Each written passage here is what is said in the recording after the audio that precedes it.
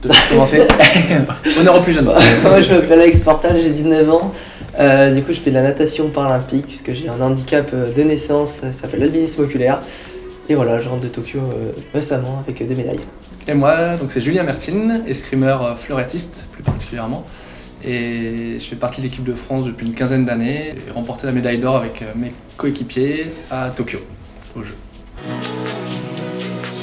Moi, j'ai commencé la natation à l'âge de 5 ans. J'en avais fait un peu d'autres sports avant cela, mais c'est la natation que j'ai retenue. Et du coup, ça fait 14 ans maintenant. Moi, j'ai commencé à 5 ans aussi, et j'ai 33 ans aujourd'hui, donc ça fait un paquet d'années. Et je suis dans le haut niveau depuis une quinzaine d'années à peu près. Moi, ce qui incarne le plus l'escrime, c'est le respect de l'adversaire, des règles, sur la piste, mais aussi hors de la piste, et l'esprit de groupe, d'équipe, qui est très forte, notamment nous avec l'équipe de France, ce qui nous a permis d'aller chercher cette belle médaille d'or.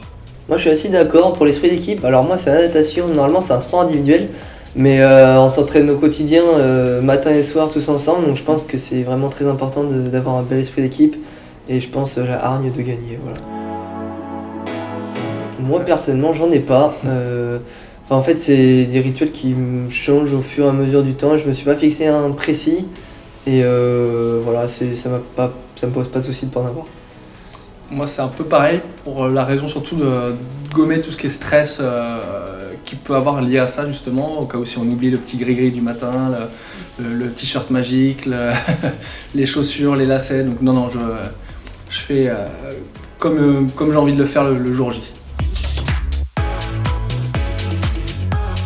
Moi je pense que c'est pas un moment mais c'est un ensemble de moments, enfin surtout quand je rentre dans la piscine à Tokyo, dans la piscine des Jeux, le bassin il est ultra silencieux du fait de la captation vidéo, pour les médias, pour le public, et c'est impressionnant et c'est là où tu te rends compte que tu es dans une autre dimension. Et aussi un autre moment, c'est quand tu rentres dans la salle de la restauration, c'est immense, c'est un Auchan quoi, et juste tout est gratuit, tout est en une quantité monstrueuse. Voilà, ça m'a vraiment marqué. Moi je suis un peu d'accord avec ce que tu dis sur le safe, c'est clair.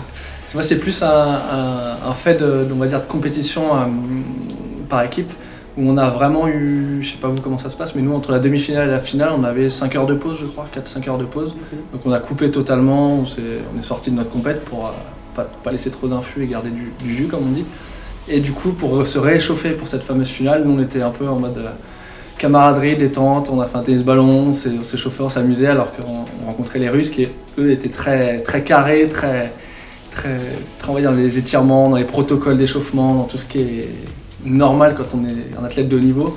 Mais nous, cet esprit de fun qu'on a eu, d'équipe, ça restera gravé à vie dans ma mémoire.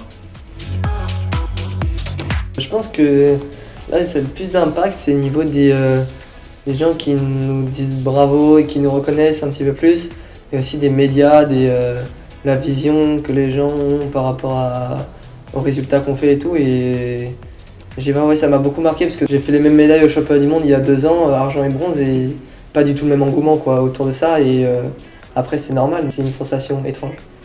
Ouais, la médiatisation, clairement.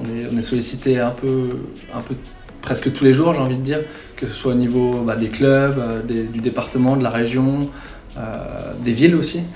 Donc on essaie de répondre à tout le monde parce qu'on n'est pas habitué, puis on a envie de faire plaisir, on a envie de faire profiter, de partager cette médaille avec le grand public. Donc ouais, d'être mis comme ça au devant de la scène, c'est pas commun, pas habituel. Non, c'est clair. Cette année, il y aura le championnat du monde pour moi. Après, il y aura tout plein de compétitions internationales avant de forcément miser Paris 2024 dans 3 ans. Et après, j'ai pas forcément de plan de carrière dessiné à l'avance. Je m'entraîne, j'adore m'entraîner et je vois au jour le jour les objectifs que je peux atteindre et les rêves que je peux réaliser, et voilà. Bon, moi c'est pareil, je rattaque un peu l'entraînement tranquillement, puis on repartira sur les championnats d'Europe et championnats du monde nous en juin et juillet prochain. Et donc ça c'est une première grosse étape, mais la dernière grosse étape moi, de ma carrière sera Paris 2024, j'espère, qui est dans un coin de ma tête déjà dès aujourd'hui. Magnifique, à la maison, en famille, avec les amis et du public surtout, pouvoir profiter de j'espère, les futures médailles avec tout le monde. Franchement, ça va être une expérience incroyable, surtout là on n'a pas eu l'occasion de vivre des jeux à 100%. On a eu la chance de les vivre malgré ce Covid, et je pense qu'à Paris ce sera monstrueux de pouvoir vivre toutes ces belles émotions avec son public français, ses amis, sa famille, ses entraîneurs et tout. Du coup ça va être quelque chose de différent. On a de la chance d'être la génération 2024, donc voilà, ça va être énorme.